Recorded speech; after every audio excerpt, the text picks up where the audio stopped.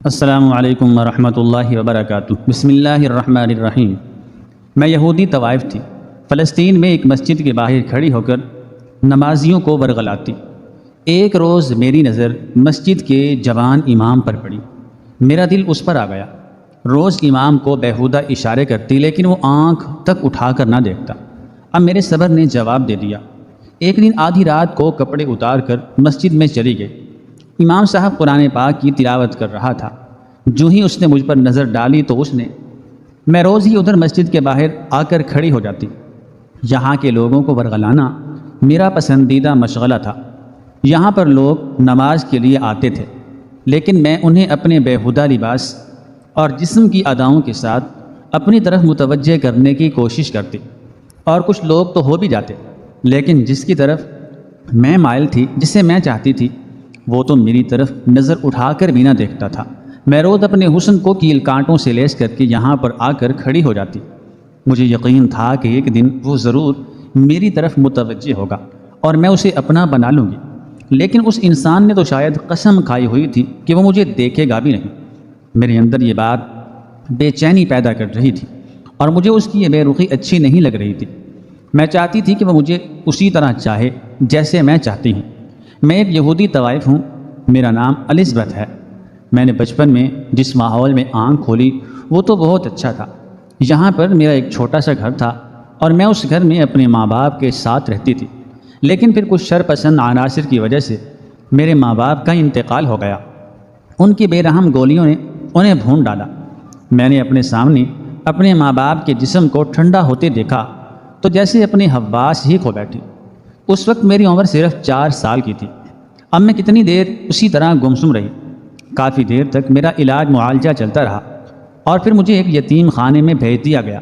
وہاں پر میں دیگر بچوں کے ساتھ پڑھنے بڑھنے لگی، لیکن مجھے یتیم خانے کا ماحول بالکل اچھا نہیں لگتا تھا۔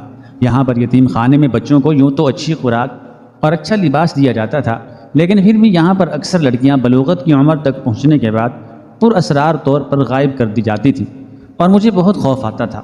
آدھی رات کو لڑکیوں کو اٹھا کر کہیں بھیج دیا جاتا، اور اس کے بعد ان کا کچھ معلوم نہیں پڑتا تھا کہ وہ کدھر گئی ہیں۔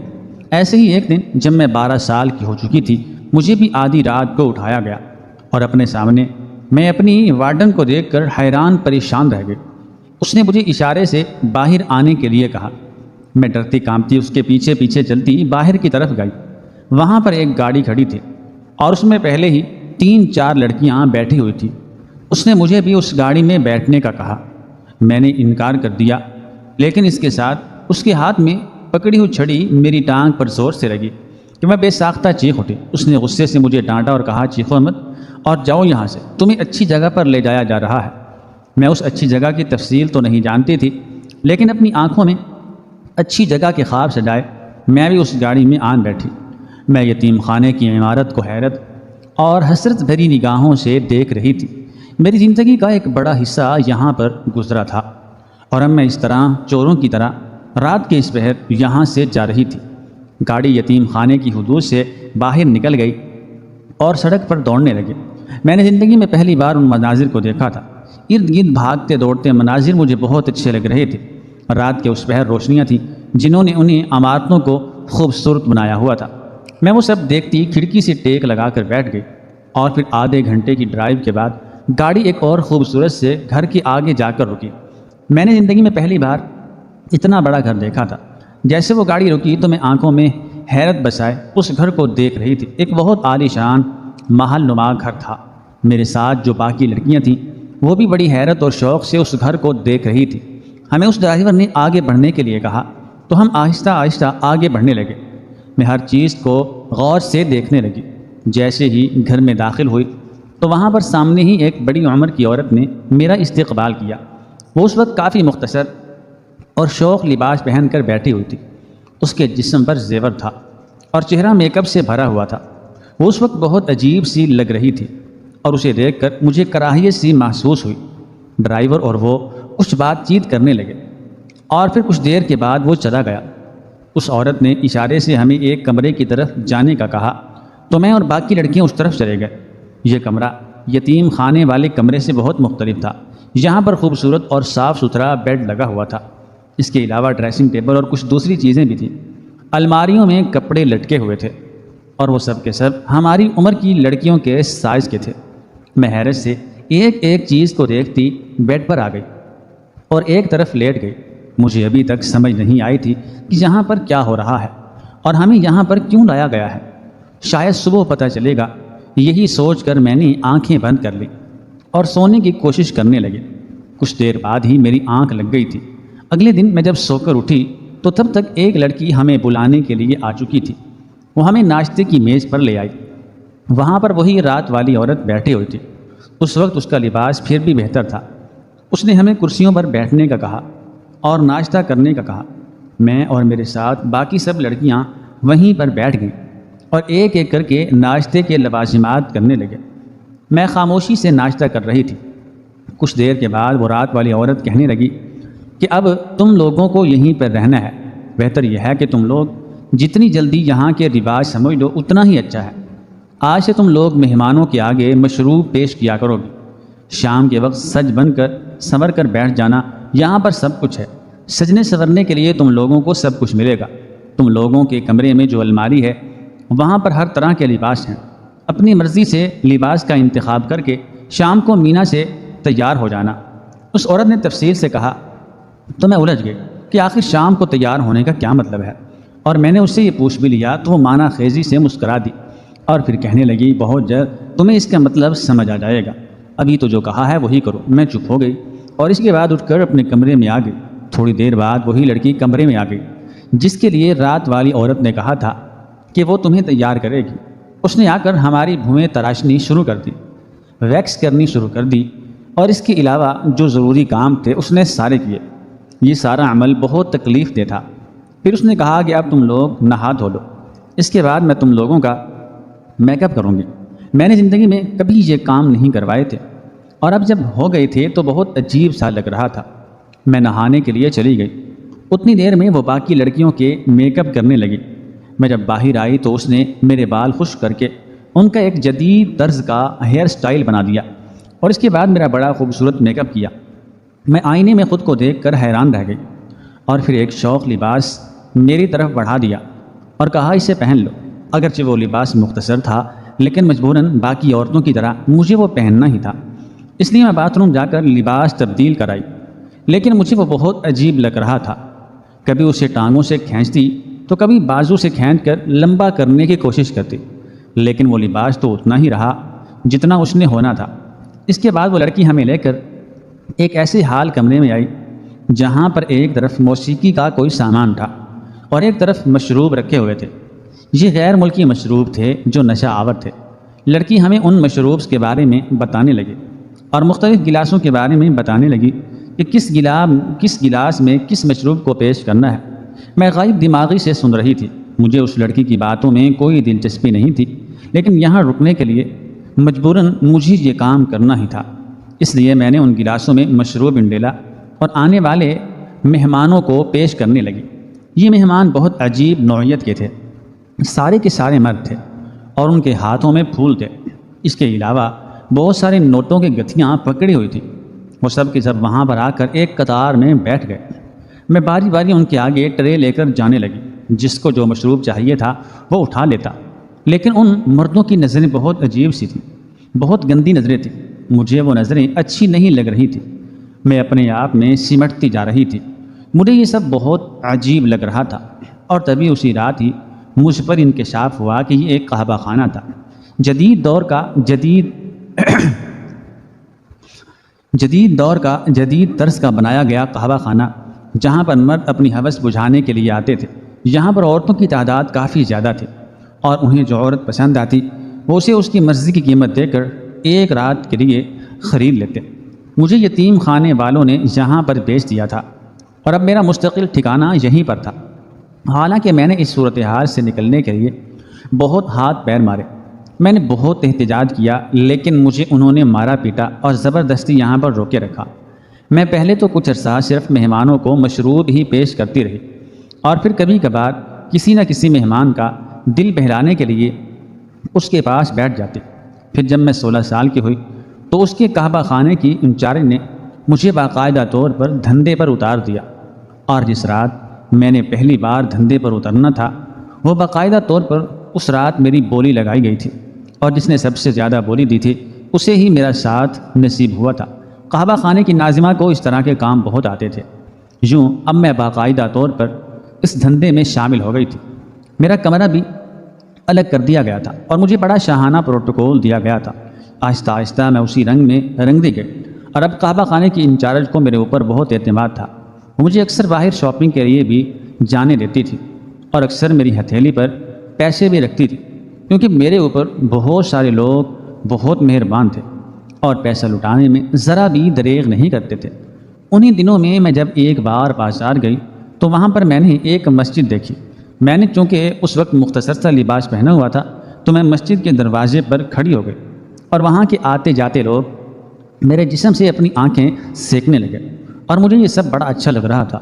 میں کافی دیر وہیں پر کھڑی رہی اور پھر واپس اپنے قحبہ خانے پر لوٹ آئی۔ لیکن آج میں نے جو مسجد کے باہر کیا اس سے مجھے بڑی دلی تسکین ملی، اور مجھے یہ سب کر کے بہت اچھا لگا۔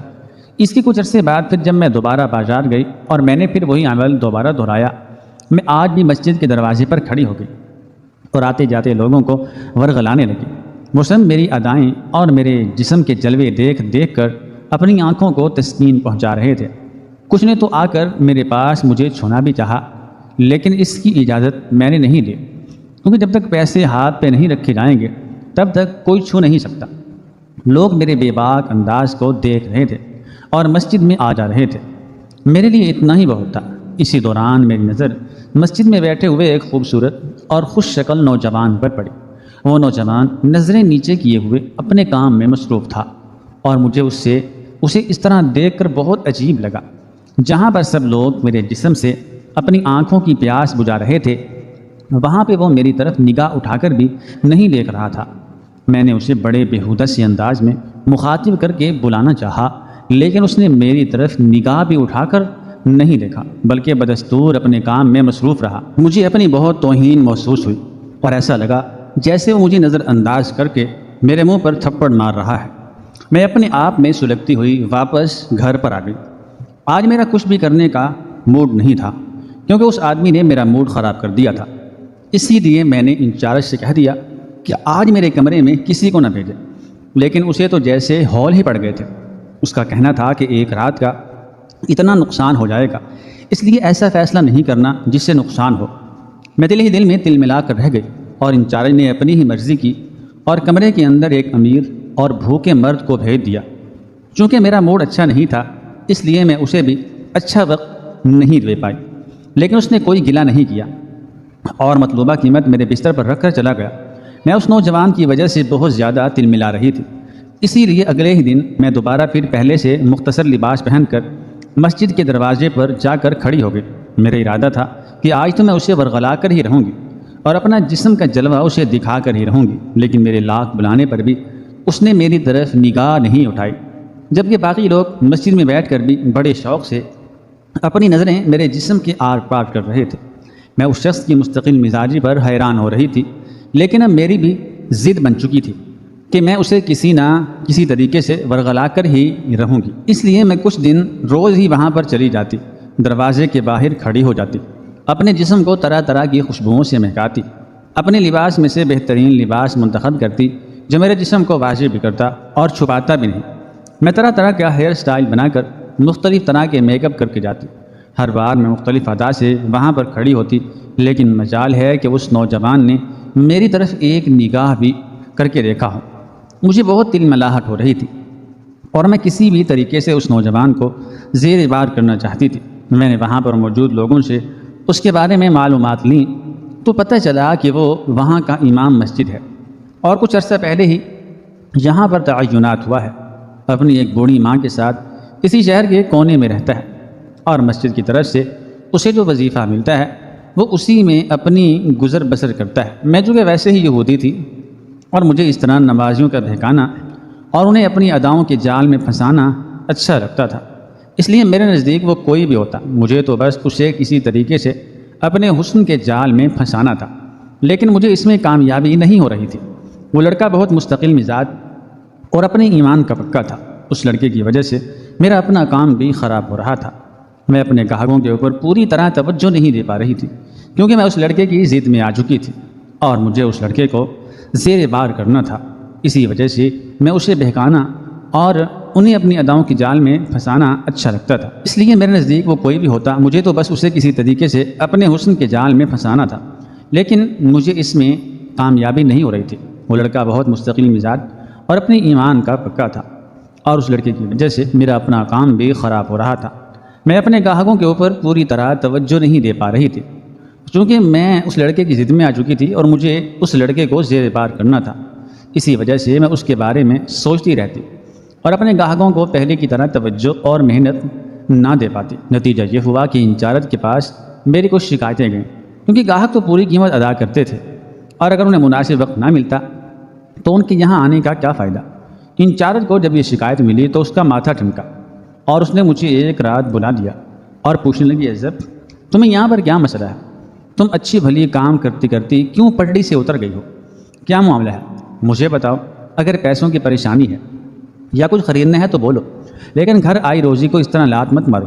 تمہاری بہت ساری شکایتیں مجھے ملی ہیں، لیکن میں نہیں سمجھتی کہ تم اس طرح کی ہوگی، اور تم خود بتاؤ کیا معاملہ ہے۔ انچارج نے مجھ سے پوچھا تو میں سر جھکا کر اپنی انگلیاں مروڑنے لگی۔ میں اسے اس سچ کے بارے میں نہیں بتا سکتی تھی کہ میں ایک امام مسجد کی ضد میں اتنی آگے بڑھ گئی ہوں کہ اپنے کام سے ہی پہلو تہی کرنے لگی ہوں۔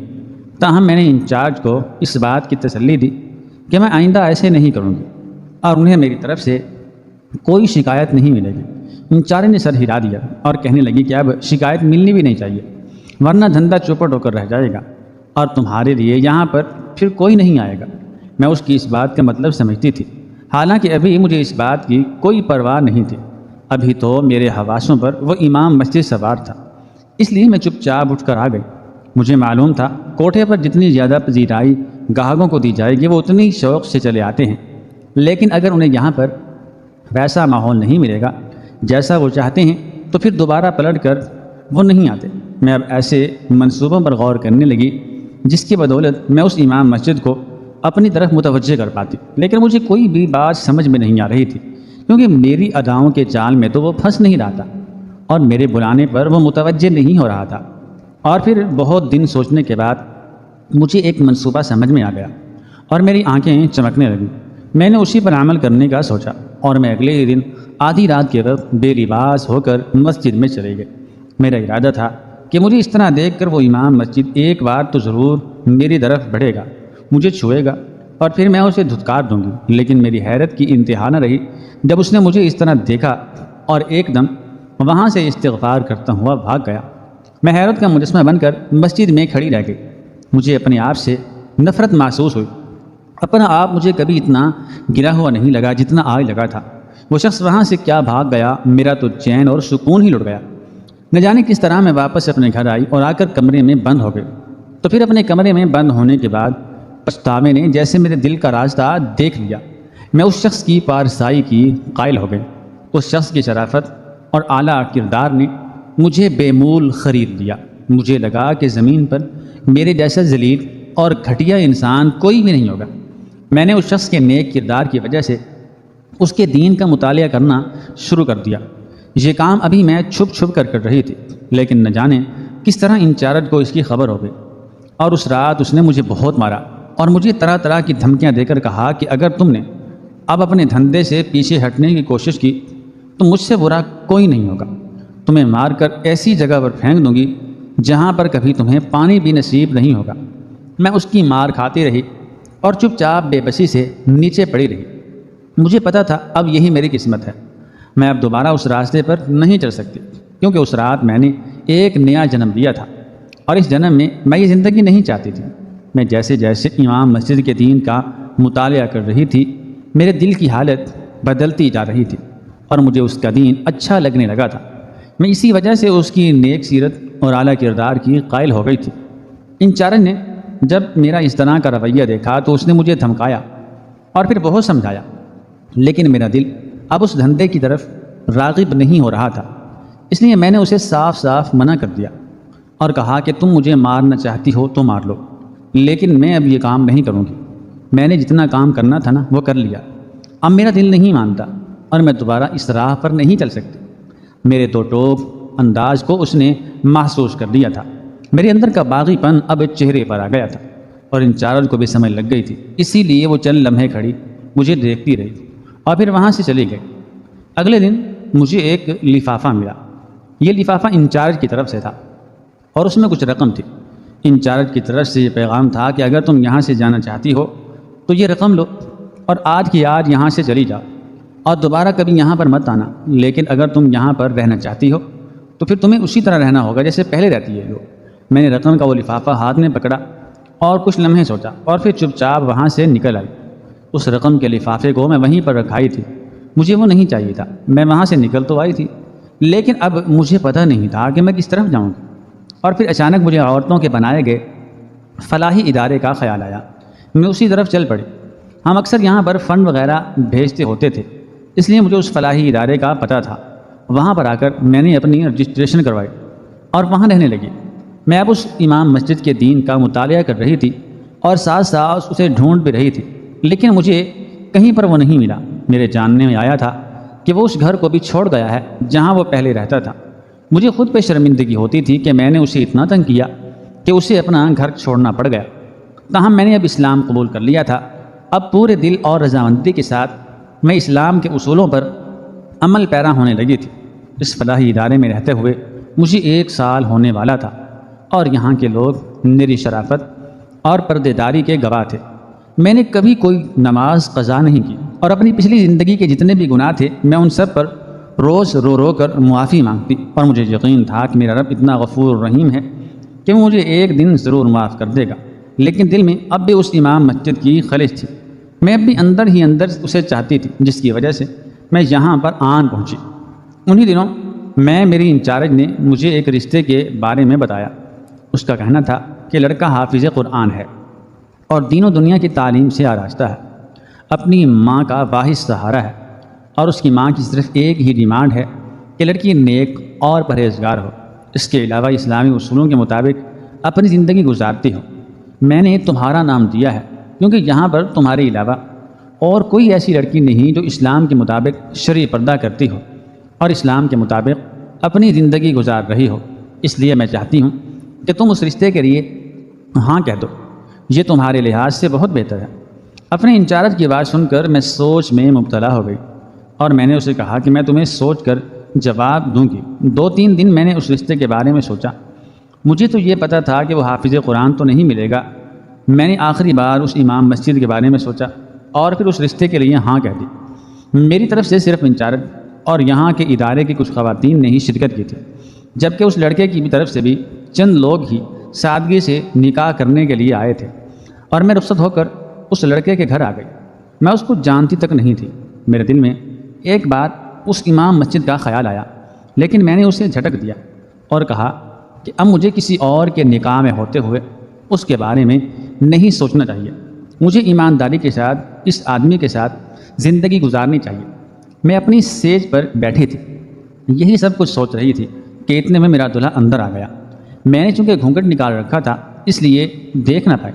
اندر آ کر وہ میرے قریب بیٹھ گیا اور شائستگی سے مجھے سلام کر کے میرا گھونگھٹ اٹھایا، لیکن اس کے بعد اس کی آواز نہیں آئی۔ وہ حیرت کا مجسمہ بنا ہوا تھا۔ میں نے جیسے ہی نظریں اٹھا کر اسے دیکھا تو میں خود بھی حیران رہ گئی۔ وہ شخص کوئی اور نہیں بلکہ وہی امام مسجد تھا۔ میں حیرت سے اسے دیکھ کر کہنے لگی تم؟ وہ بھی اتنی حیرت سے مجھے دیکھ رہا تھا جس سے صاف ظاہر تھا کہ اس نے بھی مجھے پہچان لیا۔ وہ کہنے لگا مجھے نہیں معلوم تھا کہ تم ہی وہ لڑکی ہو جسے میری ماں نے منتخب کیا۔ وہ شاید تمہارے بارے میں جانتے نہیں، اس لیے اس نے تمہارا انتخاب کر لیا۔ لیکن میں نے اسے کہا کہ میں وہ سب کام چھوڑ چکی ہوں۔ جس رات تم مجھے بے لباس دیکھ کر وہاں سے بھاگے، اس دن کے بعد سے میری زندگی بدل گئی اور دوبارہ کبھی میں اس راہ پر نہیں چلی۔ میں مسلمان ہو چکی ہوں اور میری گزشتہ زندگی بالکل بدل چکی ہے۔ میری بات پر وہ حیرت سے میری کہانی سنتا رہا اور پھر کہنے لگا شاید ہمارا ساتھ اسی طرح ہی لکھا تھا، شاید ہم نے اسی طرح ہی ملنا تھا۔ میں تو خود اس دن وہاں سے بھاگ گیا تھا۔ میں نے اپنا گھر بھی بدل لیا اور مسجد بھی بدل لی تھی کیونکہ میں دوبارہ تمہارا سامنا نہیں کرنا چاہتا تھا۔ میں نہیں چاہتا تھا کہ میں گناہ کے راستے پر چل نکلوں، اس لیے میں نے اپنا راستہ ہی بدل لیا۔ لیکن مجھے معلوم نہیں تھا کہ میرے سب راستے تمہاری طرف ہی آتے ہیں۔ یہ کہہ کر اس نے میرا ہاتھ تھام لیا اور مجھے اس بات کا یقین ہو گیا کہ اب میری آگے کی زندگی بہت پرسکون اور محبت بھری گزرے گی، جس میں پچھلی زندگی کی تلخی کا کوئی نشان تک نہیں ہوگا۔ ناظرین، مزید اس طرح کی سبق آموز کہانیاں سننے کے لیے ہماری ویڈیو کو لائک کریں، شیئر کریں اور ہمارے چینل کو سبسکرائب کریں۔ شکریہ۔